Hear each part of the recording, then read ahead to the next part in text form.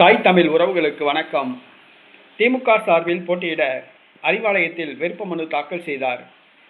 திமுக சார்பில் போட்டியிட அறிவாலயத்தில் விருப்பமனு தாக்கல் செய்தார் என்ற தலைப்பில் இந்த காணொளியை நாம் காண்கிறோம். தமிழ்நாடு முன்னாள் முதலமைச்சர் OPS தன்னை முதலமைச்சர் பதவிக்கு அமர வைத்து அழகு பார்த்த ஜெயலலிதா, MGR, அதிமுக ஆகியவற்றை உதறி தள்ளிவிட்டு அதிமுக, ஜெயலலிதா, MGRின் பரம எதிரியான திமுகவில் போய் தன்னை இணைத்துக் கொண்டார் OPS. அவருடைய மகன் OP ரவீந்திரநாத் தேனி தொகுதி பாராளுமன்ற உறுப்பினராக இருந்தவர். அவர் தற்பொழுது திமுகவில் தகப்பனோடு இணைந்துள்ளார். அவர் இன்றைய தினம் விருப்ப மனு தாக்கல் செய்துள்ளார். போடி, ஆண்டிப்பட்டி, கம்பம் ஆகிய 3 தொகுதிகளில் ஏதாவது ஒரு தொகுதி தனக்கு போட்டியிட வாய்ப்பு வழங்க வேண்டும் என்று விருப்ப மனு தாக்கல் செய்துள்ளார். OPS தாக்கல் செய்துள்ளாரா என்பது தெரியவில்லை. OPS உடைய மகன் விருப்ப மனு தாக்கல் செய்துள்ளார்.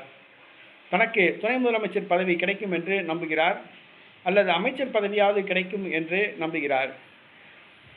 போடி, ஆண்டிப்பட்டி, கம்பம் ஆகிய தொகுதிகளில் போட்டியிட்டால் வெற்றி நிச்சயம் என நம்புகிறார். அவரை கவிழ்ப்பதற்காக தங்க தமிழ்செல்வன் காத்து கொண்டிருக்கிறார். மேலும் அவரை தோற்கடிக்க வேண்டும் என்று அம்மா மக்கள் முன்னேற்ற கழகத்தினர் வரிந்து கட்டி கொண்டிருக்கிறார்கள். அதுபோக அதிமுக தொண்டர்களும் காத்து கொண்டிருக்கிறார்கள்.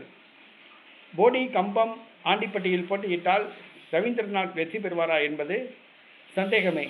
ஏனென்று சொன்னால், அரசியல் நிலைப்பாட்டில் இல்லாமல் கொள்கைகளை காசுக்கு விற்றுவிட்டு திமுகவில் போய் இணைந்து விட்டார்கள். இது தேனி மாவட்ட மக்களுக்கு ஒரு நல்ல ஒரு வாய்ப்பாக அமைந்துள்ளது.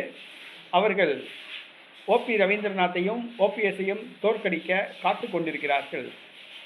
மக்கள் முன்பு மாதிரி கிடையாது. மக்கள் தற்பொழுது அரசியலை நன்கு புரிந்துள்ளார்கள். அரசியல் என்றால் என்ன, அரசியலில் நடக்கும் பிரச்சனைகள், அதில் இருக்கும் லாப நஷ்டங்கள் எல்லாமே அவர்களுக்கு தெரியும்.